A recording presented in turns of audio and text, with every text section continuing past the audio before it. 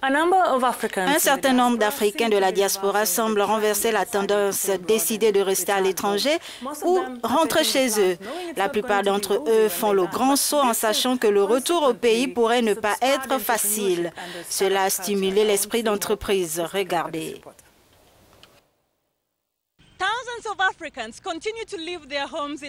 Des milliers d'Africains continuent de quitter leur foyer en Afrique en quête de pâturage plus vert à l'étranger. Certains arrivent à trouver des opportunités sur place et décident de ne jamais revenir, tandis que d'autres défient la chance et retournent chez eux pour créer de la valeur pour leur pays. L'une d'entre elles, Jessica Mvundu, est née en France. Elle y a fait ses études et a même travaillé comme acheteur junior et chef de produit à Paris. Elle est originaire de la République du Congo, mais elle a décidé de revenir chez elle pour réaliser sa passion.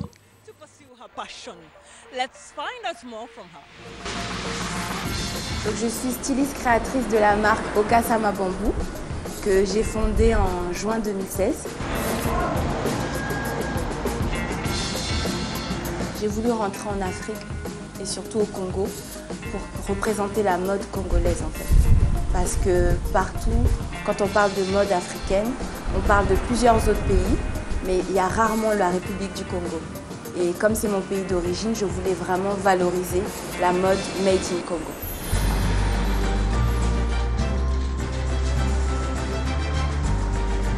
C'était mon rêve de le faire, donc j'ai vraiment, j'ai pas beaucoup réfléchi.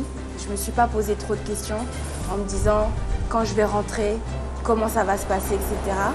Mais j'avais juste envie de faire, j'avais envie de mettre les choses en place. Pour ce qui est de ses débuts en tant que créatrice de mode, elle admet, cela n'a pas été facile de commencer.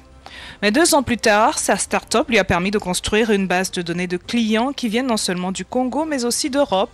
Preuve que son travail est attrayant malgré la concurrence d'autres créateurs de mode au Congo. Je passe pas trop de temps à regarder la compétition. C'est vrai qu'il y a une compétition, et tant mieux, parce que ça veut dire qu'il y a un marché. Mais en fait, je me focalise sur ce que moi je dois faire. Ça veut dire que la compétition, je la vois pas comme une mauvaise compétition.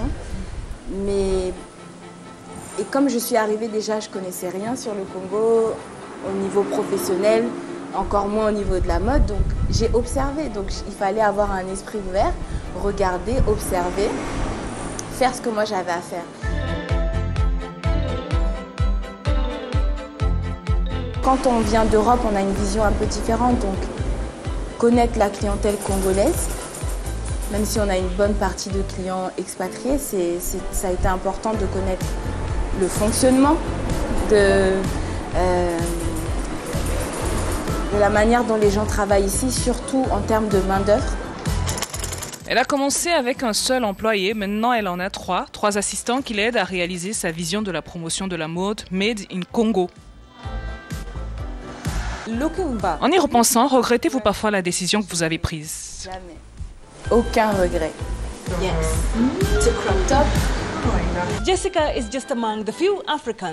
Jessica fait partie des quelques Africains qui rentrent chez eux pour contribuer à l'économie de leur pays et qui appartiennent à un mouvement qui s'apparente à un retour des cerveaux. Et comme elle le dit, c'est un choix difficile à faire, prendre cette décision qui peut finir par changer votre vie pour le meilleur. Reporting for Africa News, I'm Lynette Bahati.